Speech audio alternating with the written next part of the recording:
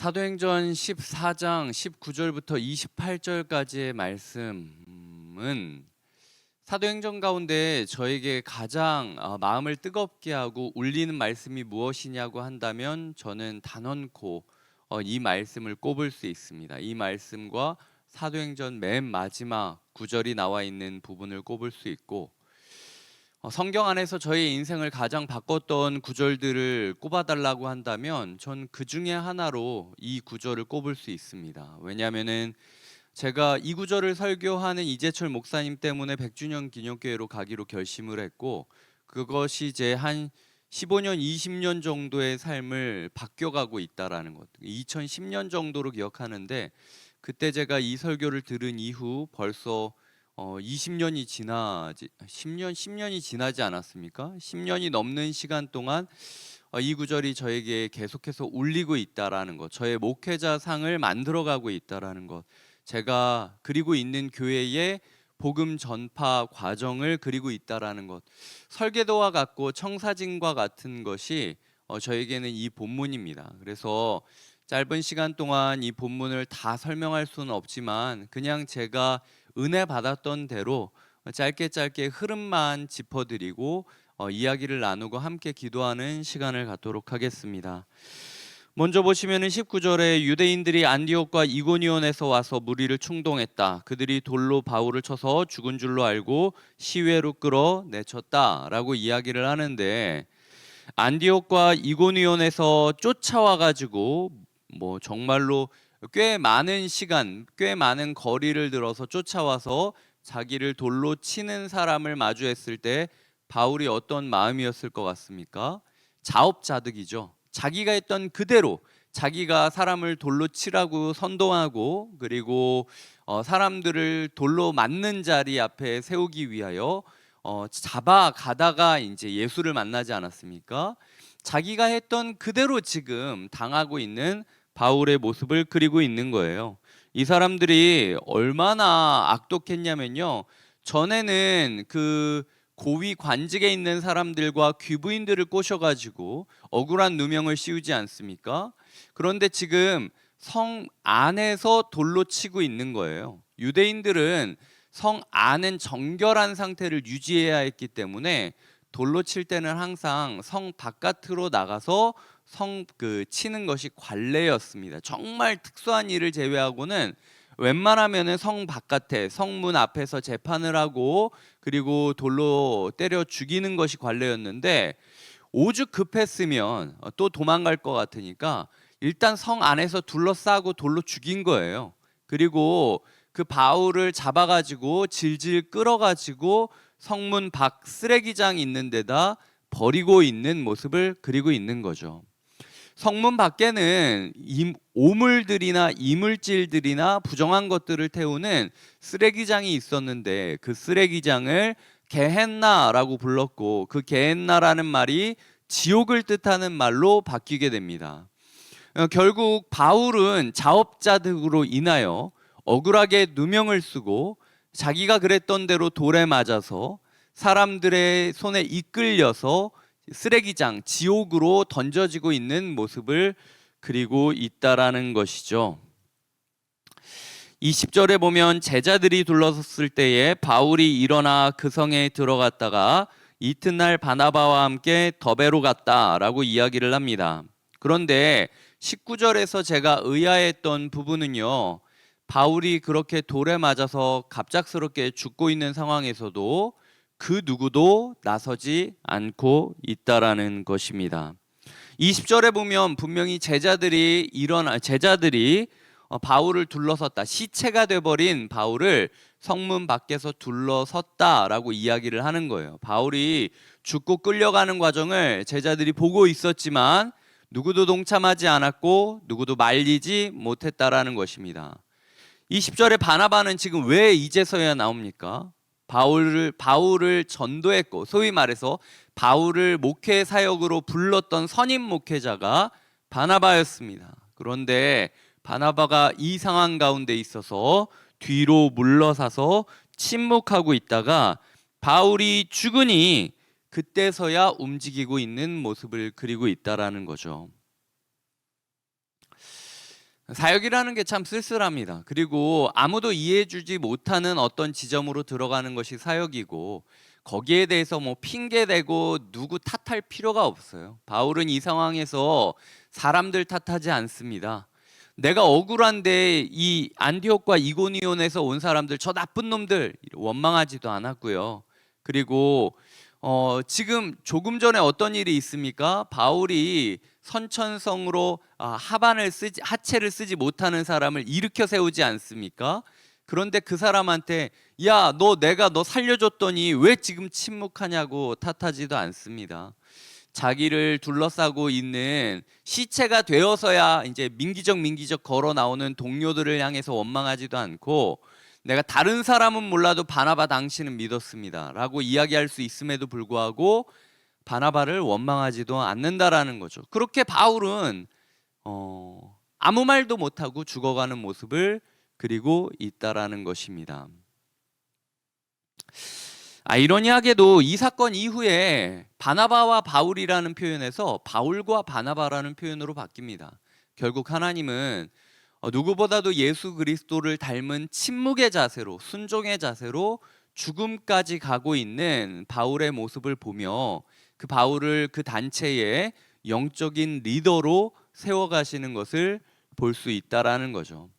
목회자가 하나님께 쓰임받고 하나님께 높아지는 순간은 죽을 때라는 겁니다. 정말로 죽는 그 순간까지 예수 그리스도로 인하여 아파하고 괴로워하고 죽어가고, 그러면서도 불구하고 그 누구의 탓도 하지 않은 채로 묵묵히 이거는 나의 죄의 결과다, 이거는 나의 연약함의 결과다, 내 목숨값 빚졌던 것 중에 그저 하나를 내가 되돌려 드린 것이다 라고 이야기를 하면서 묵묵히 걸어가 휘청이지만 그럼에도 길을 이어가는 사람에게 주시는 하나님의 축복이 사역자에 들어 올리심이지, 사람들 편을 만들고 내가 더 맞지 않나, 내가 더 옳지 않나, 나를 더 인정해 줘야 되지 않나, 이런 식으로 해서 사역자가 권위를 얻는 것이 아니다라는 것을 우리는 볼 수 있게 된다라는 거죠. 바울은 분명히 예수 그리스도가 겪었던 죽음과 부활을 경험했습니다. 왜냐하면은 지금 그렇게 바울을 죽이려고 하던 사람이 성읍 안에서 바울을 죽였고, 어지간하면 성문 밖에서 죽였으면 돌 던지고 집으로 돌아갈 수 있어요. 근데 누군가는 지금 바울을 잡아 끌고 가고 있는 거 아닙니까? 바울이 지금 살아있는 상태로 조금이라도 꿈틀거렸다면요, 다시 발길 멈추고 돌 다시 던졌을 겁니다. 그런데도 불구하고 바울이 일단 그럴 여력도 없었고 정신도 잃었고, 심지어 어떤 분은 이걸 가지고 진짜 죽었다 살아난 거다라고 이야기할 정도로, 나중에 바울이 고린도후서 11장에서 자기가 겪었던 그 환난을 이야기하는데 그 중에 돌로 한번 쳐서 맞았다라는 표현이 나옵니다. 얼마나 이게 쇼킹했으면 자기 인생에 정말 잊지 못할 고난으로 그 한 번 돌 맞은 사건을 기록할 정도로 바울은 정말 죽었다 다시 살아났던 거예요. 이 살아났다라는 부활에 대해서 제가 이야기하고 싶은 게 20절에 보면 일어나라는 표현이 있는데요. 이 일어나라는 단어가 어디에서 쓰이냐면 요한복음 11장 23절부터 26절까지 그 나사로가 죽었을 때 마리아 마르다랑 이야기를 할 때 이 나사로가 다시 일어날 것을 네가 믿느냐라고 하니까 코웃음 치면서 얘기해요. 나중에 그 세상이 끝날 때 다시 일어나겠죠라고 부활에 대해서 이야기를 할 때 이 일어나라는 단어를 그대로 쓰고 있습니다. 그리고 바울의 첫 설교했던 13장 34절에 보면 또 하나님께서 죽은 자 가운데서 그를 일으키사라고 이야기를 할 때 이 일으키사라는 단어가 방금 20절에서 바울이 일어났다라는 단어랑 똑같은 단어예요. 거기다가 14장 10절에서 태어나서부터 걷지 못했던 이 선천성 하반신 마비자를 향하여 바울이 큰 소리로 너의 발로 바로 일어서라 라고 하니 그 사람이 일어나 걷는지라. 처음부터 일어난다라는 사실은 불가능했던 사람이 하나님의 말씀으로 인하여 일어나게 되는 그 상황을 묘사할 때 동일한 단어를 사용하고 있다라는 겁니다. 이래서 바울의 메시지가 힘을 얻는 거예요. 22절에 보면은 제자들의 마음을 굳게 했다. 이 믿음에 머물러 있으라 권했다. 또 우리가 하나님 나라에 들어가려면 많은 환난을 겪어야 할 것이라 라고 이야기하는 이 메시지가 목회자가 아무 아픔도 겪지 않고 아무 괴로움도 겪지 않고 아무 고난도 겪지 않고 그저 멀쑥한 양복 입고 이야기하는 것과 바울처럼 지금 피투성이가 돼가지고 누가 봐도 다 죽었다라고 여겨졌던 사람이 온몸에 피멍이 들고 쩔뚝쩔뚝거리면서 나처럼 이렇게 환난을 받겠지만 봐라, 죽었다가 살아나지 않냐, 사명이 있는 자는 죽지 않는다라고 이야기하는 그 바울의 죽음과도 같은 고난을 극복하는 모습이 메시지에 힘을 부여하게 된다라는 거죠. 설교가 논리적인 작업이기도 하고 감정적인 작업이기도 하지만 사실 가장 중요한 건 목회자가 그 말씀을 경험하지 못하면 힘을 잃어버린다라는 겁니다. 목회자가 자기가 전하는 말씀에 1차 독자가 되고 1차 수신자가 되어서 그 말씀을 직접 경험하고 환난까지도 죽었다 살아날 정도로 경험하지 못한다면 하나님께서는 그 목회자의 설교를 사용하지 않는다라는 것을 오늘 우리는 바울을 통하여 보게 된다라는 거죠. 그렇게 제자들이 둘러선 상태에서 바울이 부활하고 있습니다. 바울이 다시 죽었다가 살아나고 일어나고 있다라는 거죠. 근데 어디로 갑니까? 다시 그 성으로 돌아갑니다. 나를 죽였던 사람들이 있는 그곳에, 내가 죽는 것을 구경하고 있었던 그곳에, 내가 살렸지만 나를 침묵했던 그 하반신 마비자가 있던 그곳에, 내 제자들이라고 불렸던, 예수의 제자들이라고 불렸지만 나에게 하나도 도와주지 않았던 그 배반한 동역자들이 있는 그곳에, 그리고 나를 침묵하며 멀뚱멀뚱 쳐다보고 있는 바나바와 함께 나를 죽였던 그 성으로 다시 돌아가고 있다라는 것이죠. 바울은 다시 한번 죽을 각오를 하고 있었던 겁니다. 사람들이 나에게 트라우마라는 게 있지 않습니까? 어떤 일이 있더라도 피하고 싶었던 곳이 이곳일 거예요.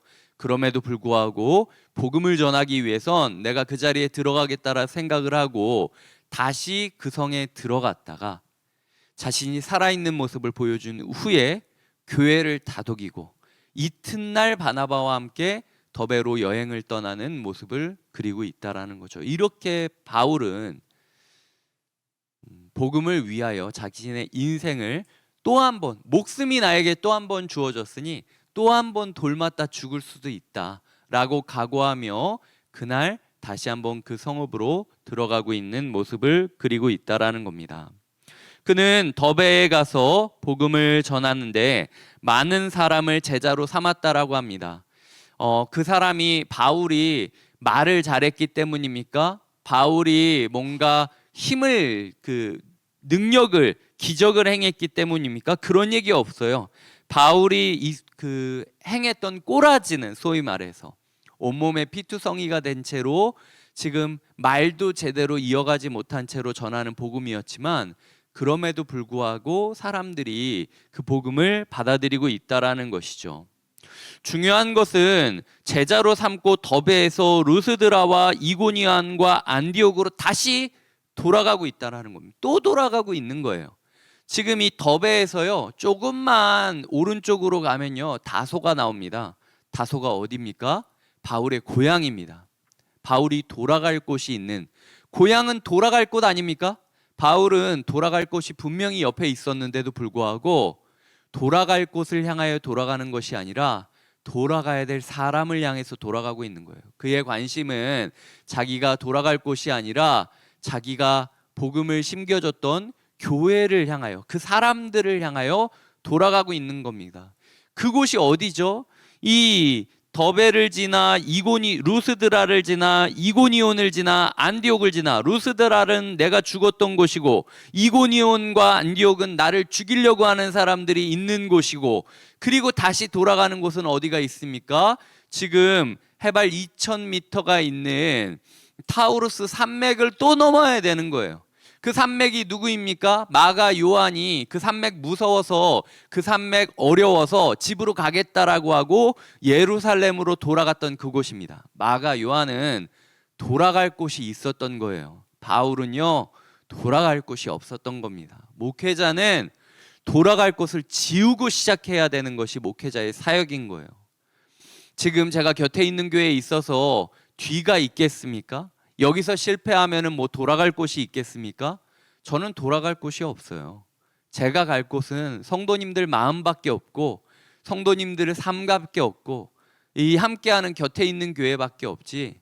하나님께서 이어가게 하신다면 이어가게 하시죠. 하지만 바울이 그러했듯 제가 머물러야 될 곳은 한 번 죽을 수 있다 할지라도 그것은 곁에 있는 교회밖에 없고, 다시 목숨을 주신다라고 하면 다음날 또 들어가야 되는 곳도 곁에 있는 교회밖에 없고, 조금 상처가 낫는다 해도 다 아물지 않는 몸을 이끌고 내가 죽었던 그곳, 나를 죽이려고 하는 사람들이 있는 그곳, 내가 올라서야 하는 산맥 같은 그곳을 향하여 걸을 수밖에 없는 게, 그게 교회를 섬기고 교회를 사랑하는 목회자의 길이라는 거죠. 그게 우리가 꿈꾸는 사역, 그게 우리가 바라보는 교회의 모습이 되어야 한다라는 것입니다.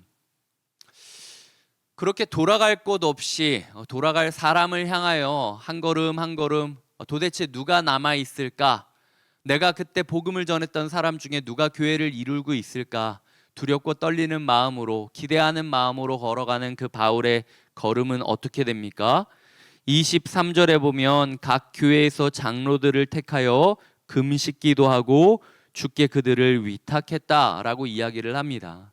이렇게 죽었다 살아난 바울 같은 목회자라 할지라도요, 혼자 사역 못했다라는 거예요. 혼자 신방 못했다라는 겁니다. 혼자 위로 못해줬다라는 겁니다. 결국에는 누군가를 세우지 않으면 안 된다라는 거죠. 그 바울조차도 누군가를 세우고 금식을 부탁하고 너의 삶을 절제하면서 사람들을 위로하는 데 힘써줘야 된다. 나 대신 신방해주고 나 대신 목양해주고 나 대신 섬기지 않으면 나라 할지라도 교회를 세울 수 없다라고 이야기했던 게 바울의 목양이라는 거예요. 우리 교회 순장님들이 그래서 세워진 겁니다. 우리 교회 훈련이 그래서 있는 거예요. 그냥 시간이 남기 때문에 저랑 친해지기 위해서, 아니면은 뭔가 라이센스를 취득하기 위해서, 직분을 받기 위해서 훈련받는 게 아니라 이 구절 때문에 훈련받고 있고, 이 구절 때문에 순장이 됐다라는 거예요. 그렇게 되려면 순장님들이 뭘 봐야 됩니까? 누구보다도 곁에 있는 교회에 있어서 가장 상처받는 사람이 이광희 목사라는 사실을 봐야만 돼요. 그 교회 장로들이 어떻게 보면은, 야, 바울이 저렇게까지 두드려 맞았는데도 우리한테 와줬는데 우리가 더 힘내야 되지 않겠냐? 바울이 없을 때 우리가 최소 저 정도는 맞아야 되지 않겠냐? 저 정도 죽다 살아나야 되지 않겠냐? 라고 여겨질 수 있는 게, 그게 교회의 성장 동력이었다라는 거예요. 제가 아무 고생도 없이 그냥 호가호위하면서 성도님들한테 교양 있게 이래야 된다 저래야 된다 이야기하면 순장님들이 저를 따라올 것 같습니까? 곁에 있는 교회에 있어서 누구보다도 상처받는 게 저고, 누구보다도 아파하는 게 저고, 야, 내가 이광희 목사였으면 골백 번도 죽었다 살았겠다, 저 속이 괜찮을까 생각이 들 정도로 마음과 삶과 영혼에 피멍이 든 상태로 제가 순장님들 앞에 서야만 그게 목양이 제대로 될 수 있다라는 거예요. 그게 하나님의 뜻이고 교회의 성장 동력이라는 거죠. 그래서 제 마음이 상처받지 않기를 위하여 기도하실 필요 없습니다. 상처받아도 복음의 자리에 서기를 위하여 기도해 주시고, 그 모습을 보면서 순장님들이 더 동력이 되어서 영혼을 섬기고 사람들을 위로해 주고 함께 해줄 수 있다면, 그거는 제가 100번이라도 더 죽어야만 되고, 그것이 마땅한 것이 제가 아는 목회자의 삶이라는 것이죠. 그렇게 리더십들이 훈련되어지고 리더십들이 세워지면서 하나님 나라가 일궈지고 있는 모습을 우리가 보고 있다라는 것입니다. 그렇게 1차 전도 여행이 매듭짓게 됩니다. 그들은 27절에 보면 교회를 모아 하나님이 함께 행하신 모든 일과 이방인들에게 믿음의 문을 여신 이를 보고했죠. 내가 얼마나 두드려 맞았다, 내가 얼마나 오해를 받았다, 그때 내가 진짜 이렇게 억울했다, 그때 나를 도와준 사람이 이렇게 있었다, 이런 거 얘기하지 않았습니다. 그런 사실을 전했어도 중요한 이야기는 하나님이 이렇게 행하셨다, 그리고 이방인들에게도 이렇게 믿음의 문이 열렸다라는 긍정적인 부분들을 보고하며 제자들과 함께 오래 있는 모습을 1년 정도의 시간 정도를 재충전하며 회복하며 교회 안에서 머무르고 있는 바울과 바나바의 모습을 그리고 있는 것이죠. 그렇게 바울은 다시 한번 자신의 상처를 치유하고 다시 한번 자신의 마음에 들었던 피멍을 공동체와 함께 회복하고 또 한 번의 전도 여행을 떠나기 위한 준비를 시작하고 있는 것입니다. 이것이 제가 배웠던 사도행전 14장의 마지막 부분이고 이것이 제가 걸어왔던 사역의 길입니다. 그리고 앞으로 걸어가야 되는 사역의 길이라는 거죠. 오늘의 말씀을 매듭지으며 제가 바울 같은 삶을 살 수 있도록 기도해 주셨으면 좋겠습니다. 어쨌든 예수 그리스도의 길을 걸어가는 한 사람으로 인하여 물러서 있던 제자들도, 침묵했던 그 사람들도, 그리고 머물러 있던 바나바 또한 바뀌지 않습니까? 그리고 루스드라에서도 교회가 또 시작되는 거예요. 이런 부분에 있어서 예수 닮은 한 사람이 있지 않으면, 예수 닮아서 죽는 한 사람이 있지 않으면, 그 죽었던 사람이 살아나는 역사가 있지 않으면 교회는 시작되지 않는다라는 거예요.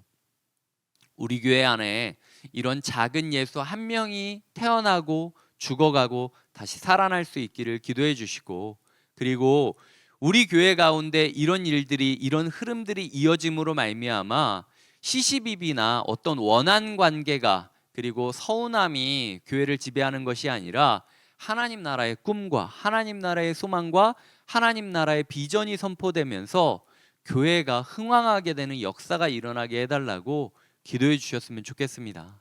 그렇게 우리 교회가 함께 있을 때는 서로를 위로하면서 재충전시키며 꿈을 꾸고, 떠나 있을 때는 죽음까지도 마다하지 않는 거룩한 공동체가 되기를 함께 기도해 주시기 바랍니다.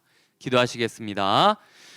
하나님 아버지, 사도행전 14장 말미를 왜 하필 오늘 저에게 주시는지, 오늘 우리에게 주시는지 고민하며 묵상해 보았습니다.